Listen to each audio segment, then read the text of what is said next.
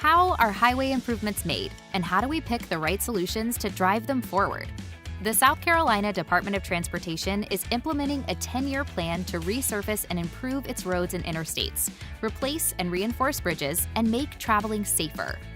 Let's look at what's behind this planning process. SCDOT monitors how our major highways are operating with traffic cameras, traffic data, and monitoring software.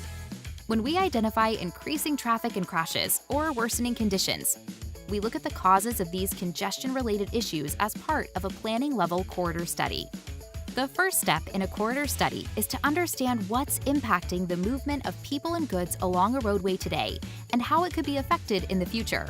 We often coordinate with local stakeholders, transportation planning organizations, and the public on this task. We review multiple data sources, such as regional population trends. Is the population growing or shrinking?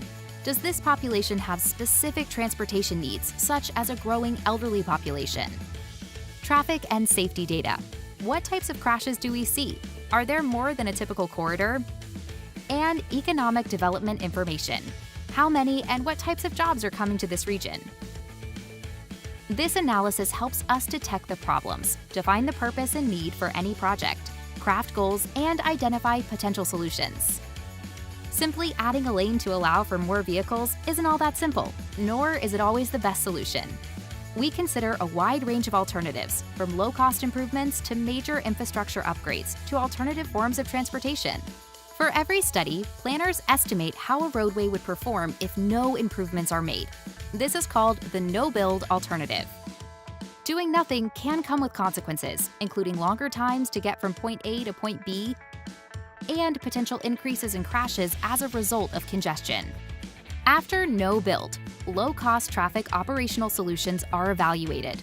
These may include installing traffic signals on highway on-ramps to control vehicles entering the highway, adjusting speed limits using digital signage, or allowing for part-time or temporary use of shoulders as travel lanes. These tools can increase capacity and smooth traffic flow on major highways during rush hours, and may require minimal construction. On non-interstate corridors, limiting driveways or access points and installing more modern signals can also improve congestion and avoid major construction. Even if these options are unable to fully reduce congestion, they may serve as an interim improvement for the corridor. Travel demand management is another tool we use to encourage change in commuter behavior. These strategies may include improved park and ride lots, bicycle and pedestrian enhancements, transit pass programs, work-at-home programs, carpooling initiatives, or adjusting work hours to help employees avoid traveling the corridor during typical rush hours. These programs and their potential to reduce traffic are evaluated for many urban and suburban corridors and typically require a greater level of private sector partnership. Major infrastructure improvement ideas, like expanding a roadway, are evaluated next. We assess them for traffic performance and their potential to impact adjacent communities and the environment. Widening a highway may be the most effective way to reduce congestion, but there are a number of factors that go into that decision. For example, aging roads and bridges may not always support current design standards or technologies needed for alternative road improvements.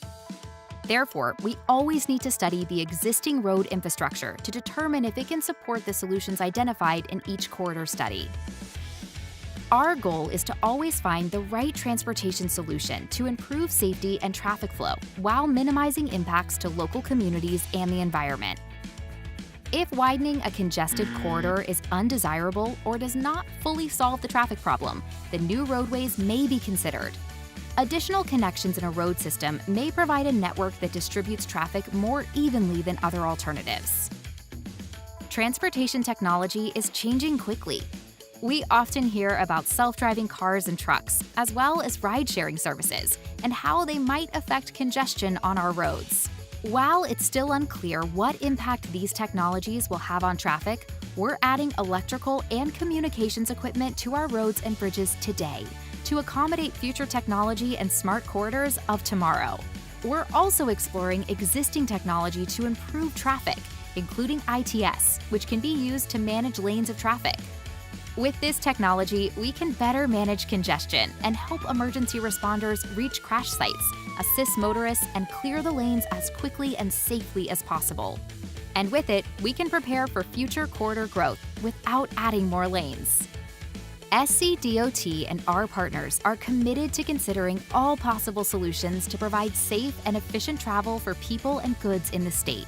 As part of our 10-year plan, we're working on projects to improve roads in every South Carolina county and value your input.